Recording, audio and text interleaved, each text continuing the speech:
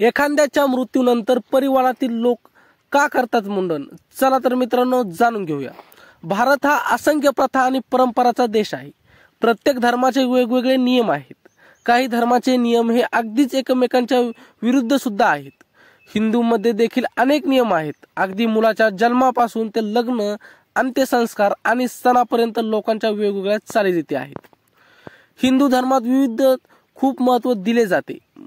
तर मित्रांनो आज आपण का मुंडन केले जाते हे बघूया। हिंदू धर्मात जेव्हा एखाद्याचा मृत्यू होतो तेव्हा त्या व्यक्तींच्या अंतिम संस्काराबद्दल काही नियम दिलेले आहेत। असे केल्याने आत्मा मुक्त होतो असे मानले जाते।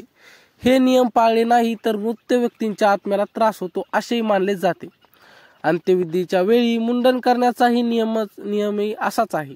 या मागचे कारण काय आहे ते जाणून घेऊया। त्याआधी तुम्ही चॅनलवर नवे असाल तर चॅनलला सबस्क्राइब नक्की करा आणि व्हिडिओ शेवटपर्यंत नक्की पहा। मृत व्यक्तीबद्दल सन्मान दर्शवतो। एखाद्या व्यक्तीच्या मृत्यूनंतर कुटुंबातील सदस्य त्यांच्याबद्दल आदर आणि सन्मान व्यक्त करण्यासाठी मुंडन करतात। केसांशिवाय सौंदर्य नाही असं मानतात। हानिकारक जीवाणू टाळण्यासाठी एखाद्या व्यक्तीचा मृत्यू झाला की त्यांच्या मृत्यूनंतर लगेचच त्यांचे शरीर सडण्यास सुरुवात होते। त्यात हानिकारक बॅक्टेरिया वाढू लागतात। या दरम्यान कुटुंबातील सदस्य घरापासून स्मशानभूमीपर्यंत अनेक वेळा मृतदेहाला स्पर्श करतात। त्यामुळे ते त्या हानिकारक जीवाणूंच्या संपर्कात येतात। ते बॅक्टेरियाही केसांना चिटकून राहतात। अंघोळ केल्यावर ही बॅक्टेरिया केसांमध्ये राहतात, त्यामुळे केस काढले जातात।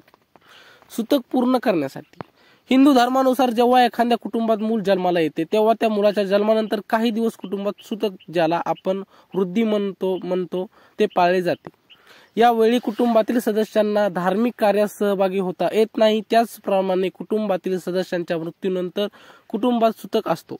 या काळात धार्मिक विधी करण्यास मनाई आहे। सुतक काळात मुंडन करण्याची प्रथा आहे।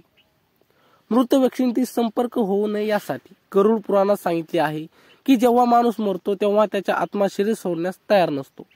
यमराजांची भीक मागू तो यमलोकातून परत येते आणि त्यांच्या कुटुंबाशी संपर्क साधण्याचा प्रयत्न करते।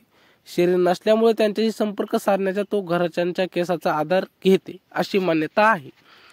तर मित्रांनो ही छोटीशी माहिती कशी वाटली कमेंटमध्ये नक्की सांगा आणि आमच्या असेच नवीन व्हिडिओ पाहण्यासाठी चॅनलला मात्र सबस्क्राइब नक्की करा। भेटूया पुढच्या व्हिडिओमध्ये, तोपर्यंत धन्यवाद।